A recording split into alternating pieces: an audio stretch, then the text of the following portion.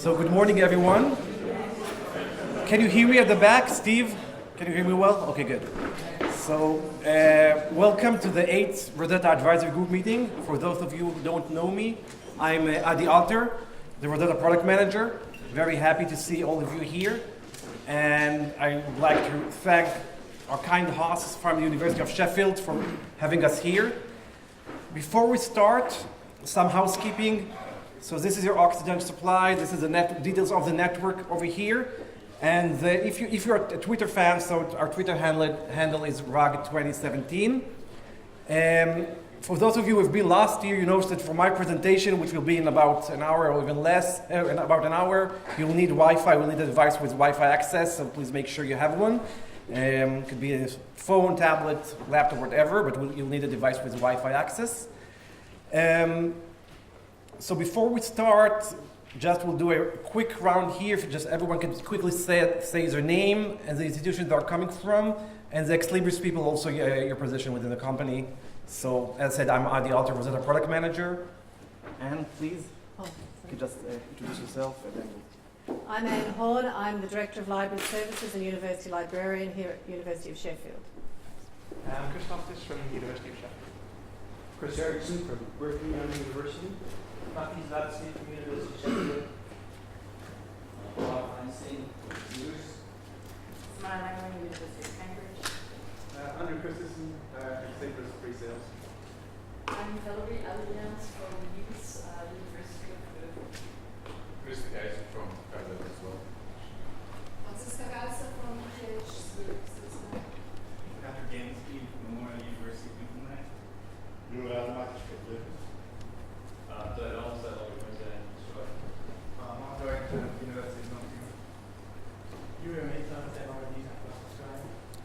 Alan Thompson from Sheffield Library.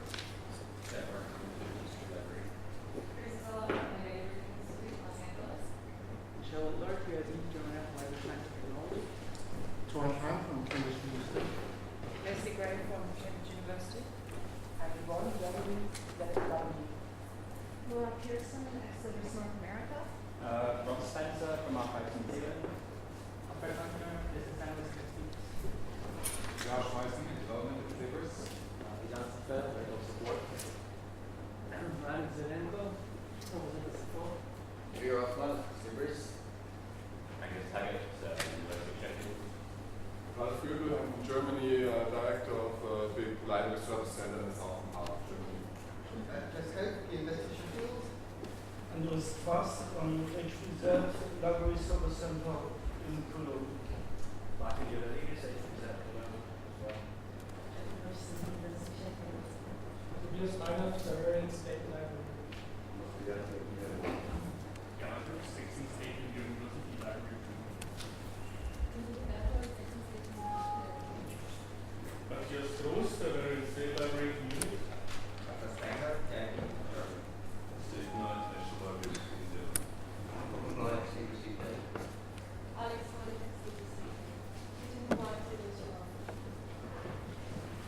No from Sarah, Ex Libris.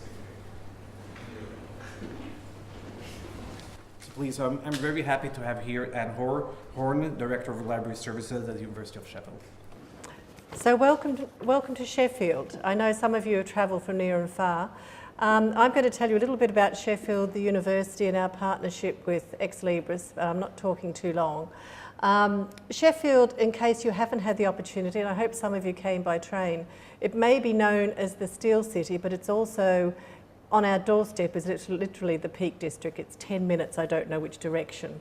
And so that attracts a lot of academic staff and students to the university because they're out every weekend climbing, walking, cycling, mad cyclists everywhere. And it really is one of the attractions of this part of the world. The university, that building was originally the original library. It's now where the Chancellor and Vice-Chancellor sit. And it was established in 1905 by Royal Charter. And it's one of the original, what we call red brick civic universities in this country. Civic meaning that the community raised the money because they saw the importance of the university in the region, and so we continue to have very strong local and regional links. The university now, we have 28,000 students, 8,200 staff, 6 faculties. We were recently, and I have to say this, #1 in the Russell Group for student experience. I know a number of you I've spoken to have talked about this environment that you're sitting in here and the village around.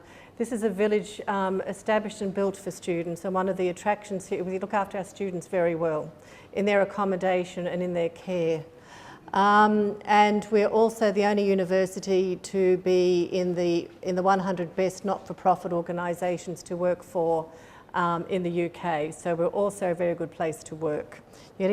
So if you're looking for opportunities, this is a place. Some of our research strengths. This building upon Sheffield is the City of Steel. We have a large new Advanced Manufacturing Research Centre, which is a little bit out of the city near Rotherham. And that has Boeing, McLaren, many different business and industry partnerships. Yes, when the McLaren vehicles did roll in, that caused a bit of an excitement across the university. We also have other major centres to do with health, which is Citran, housing research, and Grantham, which is environmental research. So there's some of our key research strengths here. And also we have very good, strong, long business partnerships with Ex Libris, and we've been working together since 2007. So I have very clever staff who are scattered around this room, and I'm sure you know some of them. We've been working with Alma from the very early days, and we're now customers of Alma, Primo Central, and Leganto, and we've been with Rosetta since 2015.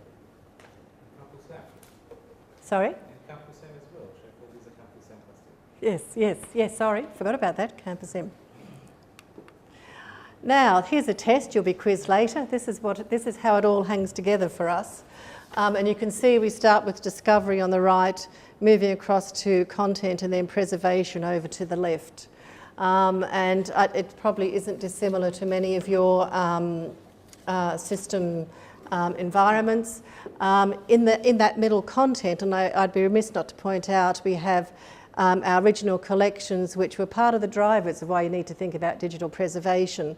The National Fairground and Circus Archive. It's a national unique collection, very, very pictorial, very image-based. We've just recently acquired a large circus archive as well. And it's materials that we should be sharing. It's next year is, if you don't know, next year is the 250th anniversary of circus. So I always draw the comparison that before coming here, I was in Australia, and most recently I was at Deakin University, and we had the Alfred Deakin Prime Ministerial Library. It's pretty hard to make that engaging. And now I've moved from a Prime Ministerial Library to a circus library.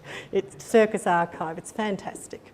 And we also have large special and original collections as well. So that was part of the drivers of why we were looking at a preservation system. But of course, the other part of the driver are all the advances that are happening in this country around our research services and the government policy and drive towards open access.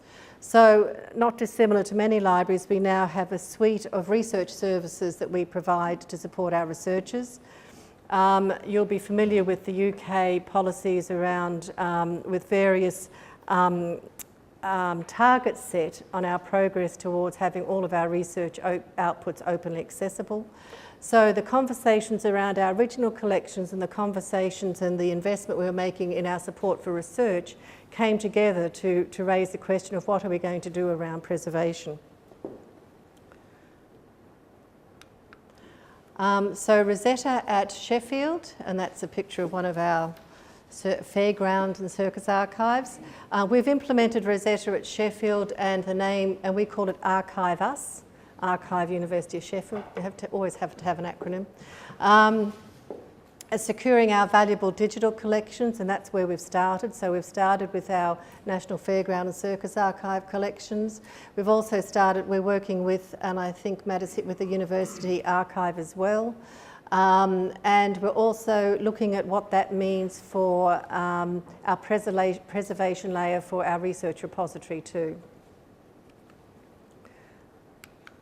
So we have been bringing, I don't know if what the word is, it's facilitated conversation, started a conversation on how we can bring together ORDER, which is our research data catalogue, and our preservation requirements being Rosetta. And we've been talking to Ex Libris around that as well, and how we integrate the two. So we're therefore looking at a complete life cycle data management service for our researchers. And this, we hope, will encourage the sharing of data, research data in particular. I come from Australia where there was a large investment in research data management. I think here we're probably, it's growing more organically. There isn't the large government policy to drive it as much, but it's certainly becoming more of a funder, research funder interest, and therefore an institutional interest in having a solution.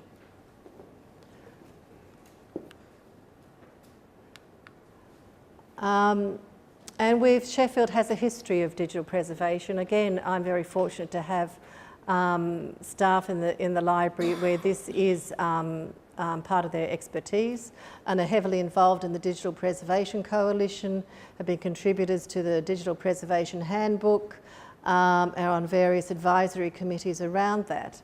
I will have to say, after chairing a cross-stakeholder group to do with open access continuing through this year, and on our terms of reference is preservation, it's still very little understood, probably beyond those enthusiasts in the room.